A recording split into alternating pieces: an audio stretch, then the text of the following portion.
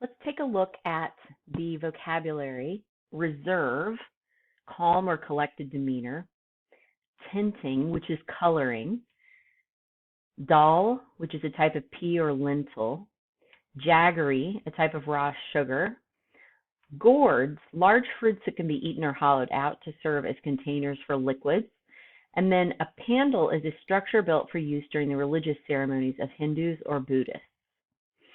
We'll be reading 166 to 170. So let's look down. A bulbul tara is a stringed instrument, sometimes called the Indian banjo. Thrumming would be strumming. Preoccupation, distractedness. To hamper is to hinder or get in the way of. Fractious is cross or stubborn. A gunny sack is a burlap bag.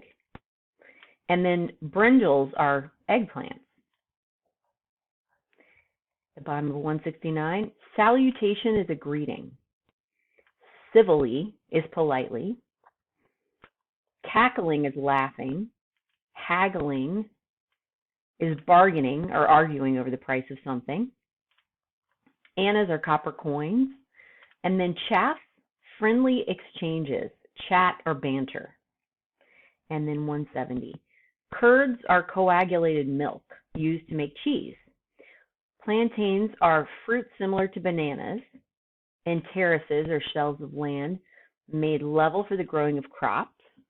We also have paddy, a flooded field where rice is grown. A rupee is a unit of Indian currency. Headman is a leader of a tribe or group. A maiden, an open field near a town.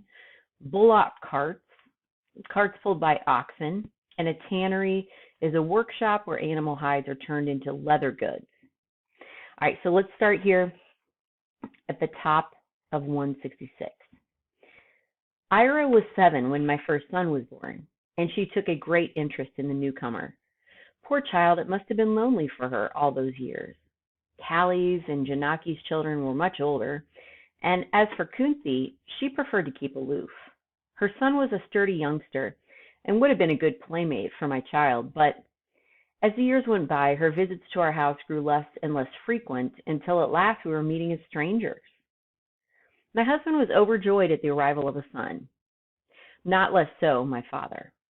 He came, an old man, all those miles by cart from our village to hold his grandson. Your mother would have been glad, he said. She was always praying for you. She knew. I told him. She said I would have many sons. As for Nathan, nothing would do but the whole village should know, as if they didn't already. On the 10th day from the birth, he invited everybody to feast and rejoice with us in our good fortune. Callie and Janaki both came to help me prepare the food, and even Kunthi's reserve crumbled a little as she held up my son to show him to our visitors. Between us, we prepared mounds of rice, tinting it with saffron and frying it in butter, made hot curries from chilies and dal, mixed sweet, spicy dishes of jaggery and fruit, broiled fish, roasted nuts over the fire, filled tin gourds with coconut milk, and cut plantain leaves on which to serve the food. When all was ready, we spread the leaves under the gaudy marriage pandal Nathan had borrowed for the occasion, and ate and drank for long, merry hours. Afterwards, Kunthi was persuaded to play for us on her bulbul tara, which she did skillfully, plucking at the strings on her slender fingers and singing in a low, clear voice, which people strained to hear, so it was very quiet. The baby, who'd slept through all the clamor, woke up now in the sudden hush and began squalling. Kunthi stopped her thrumming. People crowded around me trying to pat the baby who'd caused all this excitement, although he was no beauty, with puckered face and mouth open wide to emit shriek after shriek. Such a furor, Callie said. One would think the child had wings at the very least. 7 years we've waited, said Nathan, his eyes glinting, wings or no wings. The one person I had wanted most to see at our feast was not there. I'd gone to seek him, but he wasn't to be found. He goes and comes, they told me. Nobody knows where or why, so I had to be content without him. But contentment cannot be forced, and Nathan noticed my preoccupation. What now? He said. Are you not happy? Would you have the moon too, as Callie would have wings? Indeed, no. I said, it's just I would have liked to see Kenny under our roof. He did so much for my mother and for us, I thought, but couldn't say it. For at the beginning, I had not wished my husband to know I was putting myself in the hands of a foreigner, for I knew not what his reaction would be. I'd consoled myself that it would be time enough to tell him if a child was born. And now I found I could not do it, because he would surely ask why I had not told him before. What harm, I thought, if he doesn't know? I haven't lied to him. There just has been this silence. In our sort of family, it's well to be the firstborn. What resources there are have later to be shared out in smaller and smaller portions. Ira had been fed well on milk and butter rice. Arjun, too, for he was the first boy. But for those who came after, there was less and less. 4 more sons I bore in as many years. Thambi, Murugan, Raja, and Selvam. It was as if all the pent-up desires of my childless days were now bearing fruit. I was very fortunate, for they were, without exception, healthy. And in their infancy and childhood, my daughter looked after them almost as much as I did. She was a great one for babies, handling them better than many a grown woman while she was still a child. How quickly children grow. They're infants. You look away a minute, and in that time they've left their babyhood behind. Our little girl ran about in the sun, bare and beautiful as she grew, with no clothes to hamper her limbs or confine her movements. Then one day when she was 5, long before Arjun was born, Nathan pointed her out to me as she played in the fields. Cover her. It's time. I wanted to cry out that she was a baby still. But of course, Nathan was right. She'd left infancy forever.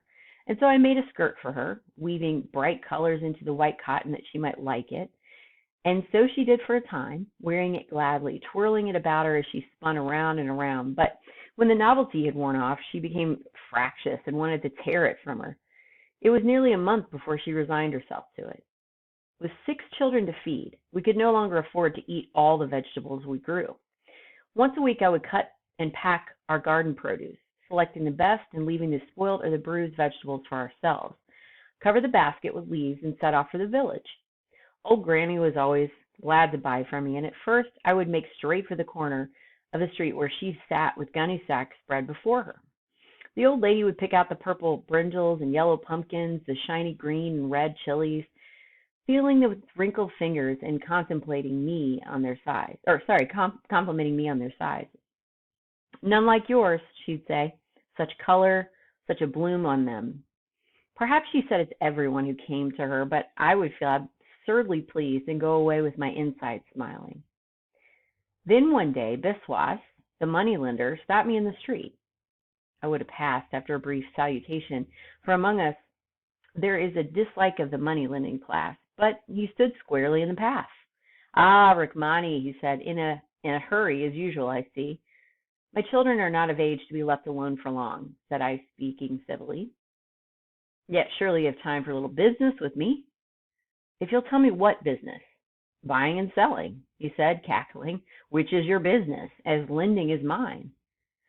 If you'll make yourself clear, I said, I'll stay in here. Otherwise, I must be on my way. Those vegetables, he said, that old Granny buys from you, what price does she pay you? A fair price, I said, and no haggling. I will pay you 4 annas a dozen for brinjals, and 6 annas each for pumpkins, if they're large. He was offering almost double what old Granny paid. I went away. The following week, I sold almost my whole basket to him, keeping only a little for old Granny. I didn't like selling to him, although he paid me a better price. It was business and nothing else with him. Never a word of chaff or a smile, or perhaps it was a flattery I missed. And I would much rather have it the other way, but there you are. You cannot choose. To my surprise, old Granny made no comment, beyond smiling reassuringly when I muttered guiltily that our needs at home were growing. In the beginning, she may not have known, but when I sold her week after week 1 small pumpkin or half a dozen brinjals, she must have guessed the truth. But she said nothing, nor did I, for we both knew she could not afford to pay me more, and I could not afford to sell for less. As it was, we were getting short of many things. We no longer had milk in the house, except for the youngest child. Curds and butter were beyond our means, except on rare occasions. But we never went hungry, as some of the families were doing. We grew our own plantains and coconuts. The harvests were good, and there was always food in the house, at least a bag full of rice, a little doll, if no more. Then, when the rice terraces were drained, there was a fish spawned among the paddy, and what we couldn't eat, we dried and salted away. And every month I put away a rupee or two against the time Ira would be married, so we still couldn't grumble. Change I had known before, and it had been gradual. My father had been a headman once, a person of consequence in our village. I had lived to see him relinquish this importance. But the alteration was so slow that we hardly knew it when it came. I had seen both my parents sink into old age and death, and here too there was no violence. But the change that now came into my life, into all our lives, blasting its way into our village, seemed wrought in the twinkling of an eye. Arjun came running to us with the news. He had run all the way from the village, and we had to wait till he gulped in fresh air. "Hundreds of men," he gasped. "They're pulling down houses around the maiden, and there's a long line of bullock carts carrying bricks." The other children clustered around and their eyes popping. Arjun swelled with importance. "I'm going back," he announced. "There's a lot to be seen." Nathan looked up from the grain he was measuring into the gunny bag for storing. "It is the new tannery they're building," he said. I had heard rumors.